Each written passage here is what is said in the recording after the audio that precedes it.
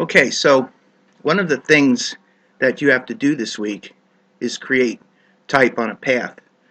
So what I thought I would do is come in and show you very quickly how you do that. And what I have here, I have two sets of type on a path. There's one and there's the other.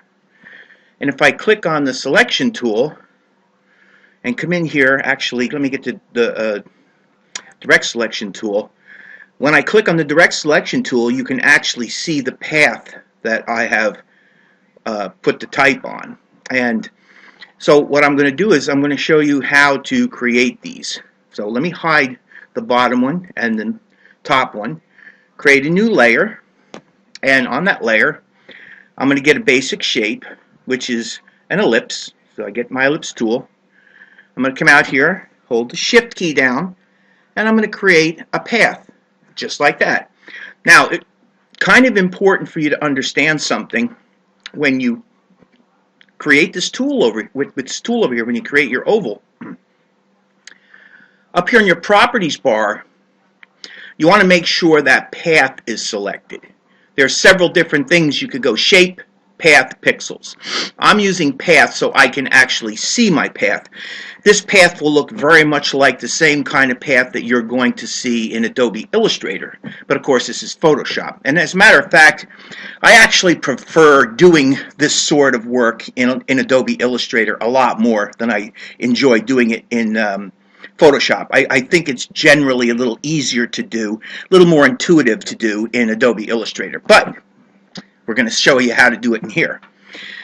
So now we have our path, and what I think I'm going to do first is, it's on this layer. I'm going to call this bottom, like I did on the other, B-O-T-T-O-M. And then what I'm going to do is I'm going to duplicate that layer. Okay, and now I have bottom and top. Okay, so bottom copy, I'm going to call this top. Top. So now on the bottom layer, let's hide the top layer. On the bottom layer, what I'm actually what I want to do here is I want to select this guy and go edit copy. And I want to go to the top layer and I want to go edit paste in place. Paste. Alright, so I guess I've pasted it. So I'm going to get the type tool, and when I bring it out over top of this, you'll see, first of all, you have point type. If you look at this, you're going to see the I-beam and it's point type. When you sit on top of your layer, though, you're going to see something interesting happen. Bring it down slowly, you'll see that this line forms. You see the little line? It changes, the icon changes to a line. And then you click, and now you see that you have your text on that line. Right now I have this set to Arial, bold, 48 point, and again, the text size doesn't really matter. In this particular case, I'm just trying to show you how to do type on a path. And the other thing that you might want to consider too, to make this a lot easier for you, is your alignment choices. You have an alignment of flush left, align center, and align right. When you're working with text on a path, my choice would be center align. So I'm now set up more or less to do what I want to do. I've applied that icon cursor and it is now flashing on the line. Watch what happens. T-Y-P-E-O-N-A-P-A-T-H.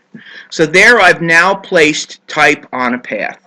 If I want to move the type on a path, the best way to do it is to come in and get your direct selection tool and come over the text, and you can now move this sort of like this. But what I want to do is I want to show you something a little bit more interesting. I'm going to drag this on the inside and bring it down to the bottom. So I've actually dragged the type on the inside, and now it's more or less at the bottom. And I'm going to open up, go to the window menu, open up my character panel, and I'm going to negative offset this. Baseline shift actually is what it is. And I'm going to start baseline shifting it. Let's try bringing it up to 50. I don't want 150, I want 50. And that's probably too much. but I don't see it giving me the ability to do the drag thing. Oh, here we go. There we go. That's what I want. Let's see what we get. All right, so I want that to be negative, first of all. Negative, not positive. So I got to get in there, and I got to select that, and I got to place a negative on it. Now let's see what we get. There we go. Too much. So I'm going to just use this, and I'm going to slide it back a little bit.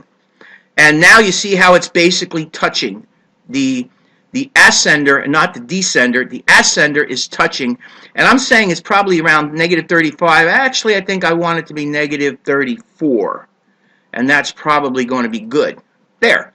So now what I'm going to do is I'm going to go Edit, Copy, and then on the new layer, let's hide that layer. And, well, actually, this might be the one that I copied before, so I might be good to go already. So let me click on this guy, and again, I'm going to come in here with this top layer. Now, actually, Edit, Paste in Place. Let's see if I did it now. Paste. Yeah, there we go. Okay, now I got my shape on that top layer. And this one looks like it's got, yeah, there we go. And again, with the type, I'm going to come over top of the line, and I'm going to very carefully just click, and I place the cursor. And again, I'm going to type in type, T-Y-P-E, on a path. Okay? Now, this, again, what I'm going to do is try to center this a little bit. Okay, so I'm going to get my regular selection, or my direct selection tool, click, and I'm going to try to drag this thing to where I want to try to center it a little bit. It's giving me trouble doing this. Nope. Control Z. So here's what I should do first. Let me get rid of this. First of all, notice that this thing is on the inside of the path. The reason it's on the inside of the path was because I offset it at the bottom. I don't want it here. I want this to be back on the path. So I'm going to go back to 0 on this, and that should put me back on the path. And of course it's not. All right, so where are we at here? Where we go? I think it's because this thing is acting. Let's hit cancel. All right, type in a path. There it is. There's type on a path. Now it should be back on a path. There. Okay, so there it is. We're back on the path. So what I want to do with this now is I want to just get this thing to center. All right, so once I get this thing more or less centered, okay, I've removed the offset which I needed for the bottom text. Let's bring that back. And there you have type on a path that runs along the bottom of the path, and type on a path that goes along the top of a path. The bottom line is it's very similar to what I did here, okay? But these are obviously different. I'm not looking at the same paths. I'm looking at different paths. So if I have to look at the path, I have to look at that path. But that's essentially what it is. It's taking the type, using the regular type tool, clicking and attaching it to the actual path after I draw the path using the basic shape tool. Very much like you saw me do it. So give it a try and see how it works for you.